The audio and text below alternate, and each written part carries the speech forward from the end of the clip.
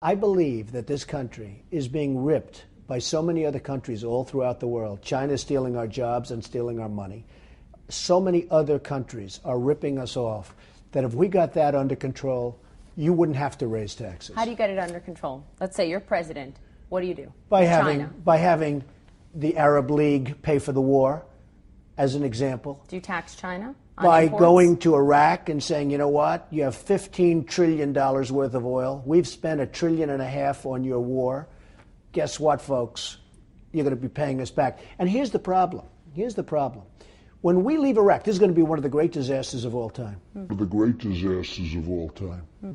When we leave Iraq, Iran is sitting there waiting to take over their oil and the country, but they're more interested in the oil than the country. And we have so denuded them in terms of destroying their armed forces, in terms of destroying everything, that 15 minutes after we're gone, as soon as we leave, Iran is going to go into Iraq, as sure as you're sitting there, Poppy, going to go into Iraq and going to take over the country, and more importantly for them, the oil. So I'm saying very simple. It's common sense. If Iran is going to take it over, which they are, I know for a fact, if Iran is going to take it over, know that for a fact? I just know. I deal with everybody. People say, "Oh, do you have experience?" I have more experience than anybody because I deal with these people all the time.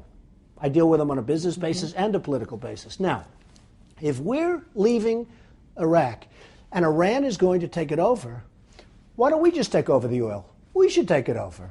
We should come in. Well, I don't want to give it to Iran. Should we be running Iraq right now? We should be running the oil. You know, when they announced the war, a few very smart people said, oh, that war is really smart because we're going to take over the oil. Unfortunately, Bush didn't have that in mind. You know, in the old days, you'd have a war, and you'd win the war. And to the victor belong the spoils. You know that, right? So we need to stay in Iraq, take over the oil. Take over the oil. I don't mean stay in Iraq. I mean take over the oil. So that Iran The smart people thought that's why we went there in the first place. Right. The second largest oil reserves in the world are in Iraq. $15 trillion worth of oil. $15 trillion solves everybody's problems. Now, I say this. If we're going to lose Iraq anyway to Iran, which you will, they will walk in there so fast as soon as we leave. They don't want to mess with us. And here's the problem. We won't have the heart to go back in. Too many years, too much. We're not going to have the heart.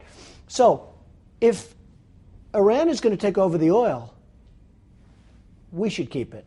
What about the Iraqi people? What would they say? They'll do very nicely.